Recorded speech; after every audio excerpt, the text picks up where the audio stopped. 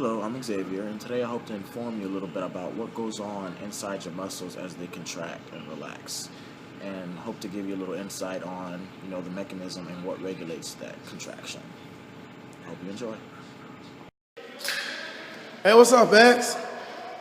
Dang, man. Look at the muscles, bro. Oh, my God. Man. What's up? How you doing, man? I've been pretty good, man. But, yeah, bro, I've been seeing you, man. Looks like, muscles, bro, they ripping, bro. They ripping. Like, how I get to that? I ain't trying to get there, So you trying to get on my workout plan? Yeah, man, I wouldn't mind doing that with you. But, seriously, though, have you ever really thought of how the muscle contraction really works? Actually, no, man. I haven't really thought about that. That's a pretty interesting topic. I really would like to think about what goes on in my muscles while I'm pumping this iron. Inside Xavier's muscles, myosin and actin are working together hard and fast to contract and relax his muscles as he works out. But what exactly is the mechanism of contraction and what regulates it? A contraction begins when a bond ATP is hydrolyzed by ADP, an inorganic phosphate.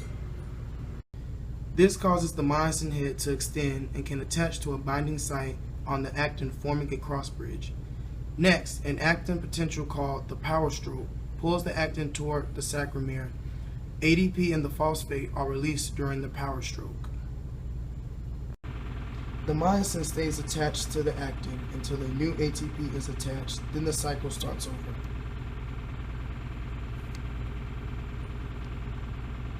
Here's an actual diagram of the contraction process. In step 1, ATP binds to the myosin, causing it to release the actin. In step 2, you have ADP and phosphate, which bind to the myosin head, causing it to be in the cocked position.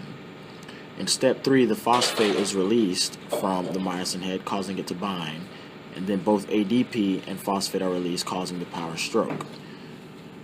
However, the myosin head does not release the actin until ATP binds to it, which starts the process all over again. So I've talked about the mechanism of contraction, but not about what actually regulates it. Muscle contractions are controlled by actions of calcium ions, troponin, and tropomyosin. Troponin and tropomyosin actually lie on actin. However, when muscle fibers are relaxed, the binding sites are actually blocked by tropomyosin. But when calcium levels are actually high enough, calcium will bind to troponin, which causes tropomyosin to be displaced, which reveals the binding sites so the myosin heads can attach to them. Okay, so troponin will be placed upon actin as shown here, and then when calcium levels are high enough, calcium will come down and bind with troponin, which will cause the tropomyosin to move, which will open up the binding sites so the myosin heads can then do what they do. Okay, so a brief summary of all the information I've just piled on top of you. First, you have calcium, which is released. That then binds to troponin. Once the calcium is binded, tropomyosin is then displaced, allowing the binding sites to be revealed.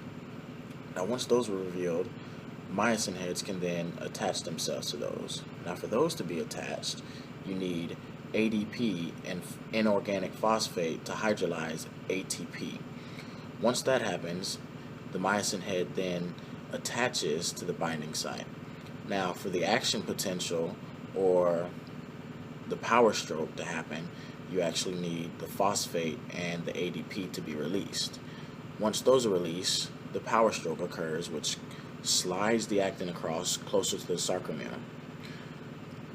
Now, for this process to be repeated, ATP then has to come and rebind to the myosin head, which starts the process all over again. I hope you've enjoyed this video, and I hope you've gained a little knowledge about what goes on inside your muscles as you perform your everyday movements. Thank you for watching.